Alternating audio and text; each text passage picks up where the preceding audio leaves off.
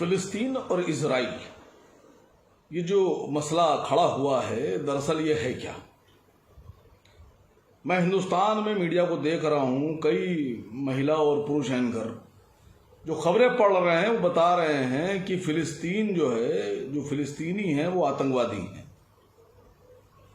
और ईमानदार पक्ष जो है वो इजराइल का रखा जा रहा है कि वो बड़े ईमानदार लोग हैं। मैं आपसे पूछ रहा हूं, मैं आप लोग के जरिए से इन तमाम लोगों से पूछ रहा हूं कि जब इजराइल कार्रवाई करे, छोटे छोटे बच्चों को मारे, 5 साल 8 साल 7 साल की बच्चियों को मारे, मस्जिद अक्सा में घुसकर रॉकेट दागे, गोलियां चलाए, तो वो सैन्य कार्रवाई। लेकिन जब फिलिस्तीन इसका जवाब दे तो वो आतंकवादी कार्रवाई। पहले तो जान लीजिए कि व्हाट इज आतंकवादी कार्रवाई, आतंकवाद है क्या? आतंकवाद उसे कहते हैं, आतंकवादी उसे कहते हैं जो आपके घर में घुसकर आपके घर पे कब्जा कर ले, उसे बोलते हैं आतंकवादी। आतंकवादी उसे बोलते हैं आतंकवादी कार्रवाई कि वो आपके घर में, आपके मुल्क में घुसकर आप पर हमला करे, गोलियां चलाए, वो आतंकवादी कार्रवाई होती है।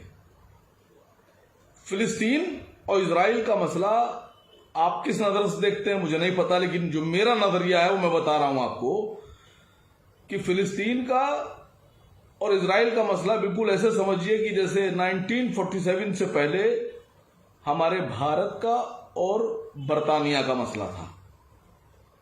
बरतानिया ने हमारे मुल्क पर हजारों किलोमीटर दूर से आकर कब्जा कर लिया, हमारे मुल्क को, हमारे देश के लोगों को गुलाम बना लिया। तो आतंकवादी कौन होगा? जो हमारे मुल्क पे कब्जा कर रहा है वो होगा या हमारे ही लोग हो जाएंगे? ये वही लोग हैं जो आज फिलिस्तीनियों को आतंकवादी बता रहे हैं। ये वही लोग हैं, इनके माँ बाप 1947 से पहले जब भगत सिंह, चंद्रशेखर आजाद, अशफाक उल्लाह खां, राम प्रसाद बिस्मिल, सहदेव, राजगुरु, नेताजी सुभाष चंद्र बोस जब देश की आजादी की लड़ाई लड़ रहे थे, तो ये वो लोग थे जब ब्रिटेन के साथ मिलकर उनको आतंकवादी कहते थे। भगत सिंह जी को फांसी दी गई, राम प्रसाद बिस्मिल जी को, अशफाक उल्लाह खां साहब को फांसी दी गई, नेताजी को देश छोड़ना पड़ा। ब्रिटिशर्स कहते थे कि ये बागी हैं, ये हुकूमत के बागी हैं, ये आतंकवादी हैं।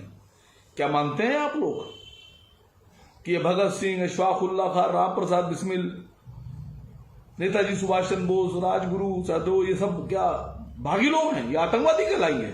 ये पहले भी देश के बेटे थे, आज भी देश के बेटे, ये पहले भी क्रांतिकारी थे, आज भी क्रांतिकारी हैं। आतंकवाद मैं बता रहा हूं क्या होता है।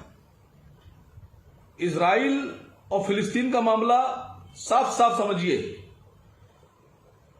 कि कैसे शुरू हुआ। 1917 के बाद फिलिस्तीन के ऊपर ब्रिटेन का कब्जा हो गया। ब्रिटेन चाहता था कि पूरी दुनिया से यहूदियों को लाकर एक जगह बसाया जाए और उनका मुल्क बनाया जाए।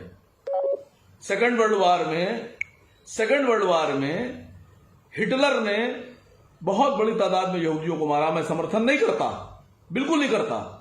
यहूदी के बारे में हिटलर के जो विचार थे वो ये थे कि हिटलर कहते थे कि यहूदी जो हैं वो नाकाबिले यकीन, धोखेबाज लोग हैं, ये कभी भी पीठ पे छुरी मार सकते हैं।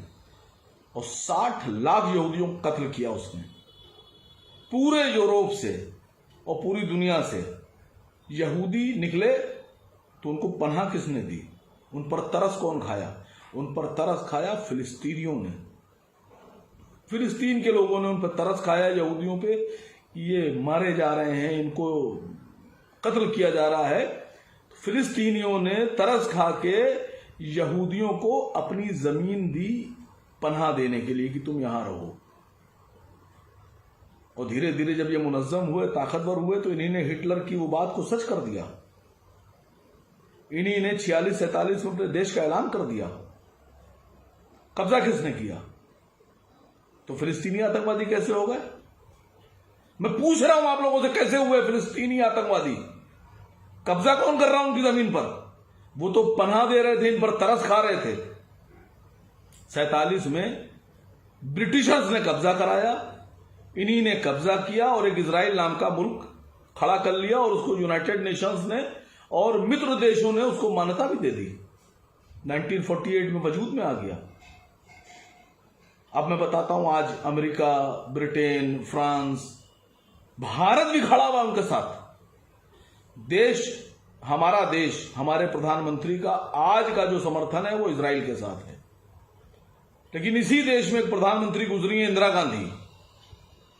इंदिरा गांधी जी जब प्रधानमंत्री थी तो वो कभी भी इजराइल के साथ नहीं खड़ी हुई। वो इजराइल के कब्जे को अवैध कब्जा मानती थी। उन्होंने कभी भी इजराइल को मान्यता नहीं दी थी और इजराइल की एम्बेसी हमारे देश में नहीं खोलने दी थी। समझिए बात को। फिलिस्तीन आतंकवादी कैसे हो गए, फिलिस्तीनी आतंकवादी कैसे हो गए? अगर इजराइल हमला करे, रॉकेट दागे, हवाई हमला करे, तहस नहस कर दे तो सैन्य कार्रवाई, और उनकी जवाबी कार्रवाई वो बदला लिया है तो आतंकवादी हमला। मैं सवाल पूछ रहा हूं, मेरे जाति विचार नहीं है, मैं इतिहास के पन्नों से बता रहा हूं आपको। ये इतिहास जो है वो झूठ नहीं बोलता है। जिस फिलिस्तीन के बारे में कहा जा रहा है कि आतंकवादी कार्रवाई है, मैं दुनिया के लोगों से कह रहा हूं कि जाकर इतिहास पे सर्च कीजिए, रिसर्च कीजिए, विकिपीडिया खंगालिए और देखिए 1948 में इजराइल जब इन्होंने ऐलान किया था तो कितना बड़ा था। मैप में कितनी बड़ी जगह थी। धीरे धीरे ये बढ़ता जा रहा है, कब्जा करता जा रहा है। इसने लेबनान को भी मिलाने की कोशिश की, सीरिया को भी मिलाने की कोशिश की, इसने यमन को मिलाने की कोशिश की, ये मिस्र के भी कुछ हिस्से ले गया। धीरे धीरे बढ़ रहा है, ये कब्जा करते चले जा रहे हैं। और आतंकवादी वो लोग हैं जो इनसे कब्जा छुड़ा रहे हैं अपने मुल्क का, अपने मुल्क की आजादी के लिए लड़ाई लड़ रहे हैं, वो आतंकवादी हैं। और ये कब्जा बढ़ाते चले जा रहे हैं, कब्जा करते चले जा रहे हैं दूसरों की जमीनों पर। ये ईमानदार लोग हैं। मैं उन तमाम रिपोर्टरों से, प्रेस वालों से पूछ रहा हूं, नेताओं से, कि इंदिरा गांधी यासर अराफात को भाई मानती थी और यासर अराफात इंदिरा गांधी को, भारत की प्रधानमंत्री को, बहन मानते थे।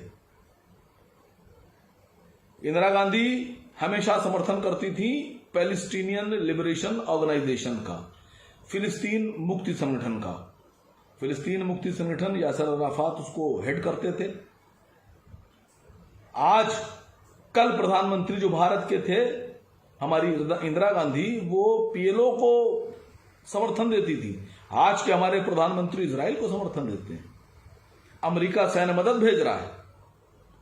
ये लड़ाई आतंकवाद वर्सेस इजराइल नहीं है, ये लड़ाई दो देशों की लड़ाई है।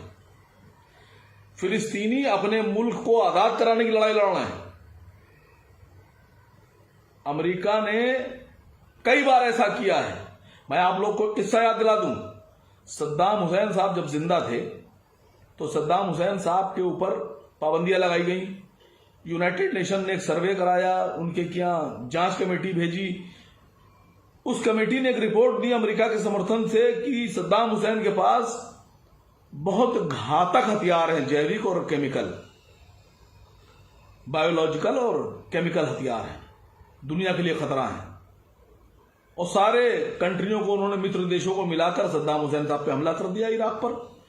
सद्दाम हुसैन साहब की गिरफ्तार करके उनको फांसी दी गई, उनकी हत्या की गई, उनके बेटों को मारा गया, उनके 12 साल और 11 साल और 13 साल के पोतों की हत्या की गई। वो आतंकवादी कार्रवाई नहीं थी।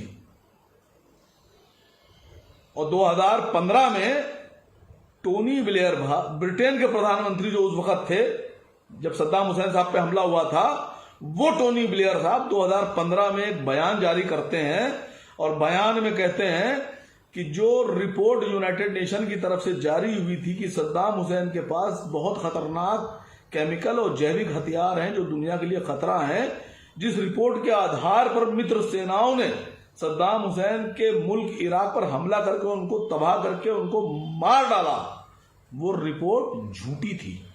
ये टोनी ब्लेयर बोल रहे हैं कि झूठी रिपोर्ट बनवाई गई थी। वो रिपोर्ट इसलिए बनवाई गई थी कि पूरी दुनिया को यह बताया जा सके कि इराक जो है वो खतरनाक है और कोई इराक की तरफ से ना बोले। सजाए मौत किसको होना चाहिए? मित्र देशों के जो अध्यक्ष हैं इनको होना चाहिए थी या उनको होना चाहिए थी जो सद्दाम हुसैन साहब मारे गए? ये मेरा बयान नहीं, टोनी ब्लेयर का बयान है, जाके देखिए, नेट पे पड़ा है, सर्च कर लीजिए। सद्दाम हुसैन और इराकी सेना अमेरिका गई थी या अमेरिका वाले वहां आए थे? आतंकवादी कौन? ये लड़ाई आतंकवाद वर्सेस इजराइल नहीं है, मैं फिर कह रहा हूं, ये लड़ाई फिलिस्तीन वर्सेस एक अवैध कब्जे वाले देश इजराइल के खिलाफ है। ये हम सबको समझना होगा। और अगर फिलिस्तीनियों को आतंकवादी कहा जा रहा है तो जो ब्रिटिशर्स के खिलाफ 1947 से पहले हमारे देश में जो लोग लड़ रहे थे, ब्रिटिश को भगाने के लिए आजादी की लड़ाई लड़ रहे थे, तो फिर ब्रिटिशर्स उनको जो कहते थे आतंकवादी, बागी। हमारे मुल्क में बहुत से लोग, झांसी की रानी ने अंग्रेजों के खिलाफ हथियार उठाई, अपनी बच्चे को पीठ पर बांधा और घोड़े पर तलवार लेके निकल पड़ी। अंग्रेजों ने उनका राज्य छीन लिया, उनकी सेना तबाह कर दी, उनका परिवार तबाह कर दिया, उनको मार दिया, शहीद हो गई वो लड़ते लड़ते।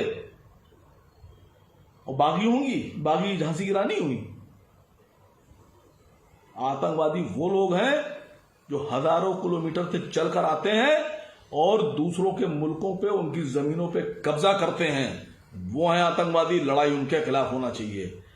मैं अपने तमाम ईमानदार लोगों से कह रहा हूं, दुआ कीजिए, या अल्लाह, फिलिस्तीन की आज़ादी के लिए हम सब दुआ कर रहे हैं। फिलिस्तीन के बच्चों पर, उनके नौजवानों पर, उनके बहे हुए खून को मद्देनजर रखते हुए फिलिस्तीन को आज़ाद करा। फिलिस्तीन के नौजवानों, बुजुर्गों, बच्चियों, औरतों, इनकी तमन्नाएं पूरी कर। या अल्लाह ताला, फिलिस्तीन अपनी आज़ादी के लिए लड़ रहा है, फिलिस्तीन को आज़ाद करवा। किससे आज़ाद करवा? कब्जेदारों से, जो अवैध कब्जे करते फिर रहे हैं दुनिया के देशों पर, दुनिया के लोगों पर। अल्लाह उनको गारत कर और फिलिस्तीन को आज़ाद करवा दे। आमीन सुम्मा आमीन। अशहदु अल्ला इलाहा इल्लल्लाह व अशहदु अन्ना मुहम्मदन अब्दुहु व रसूलुहु।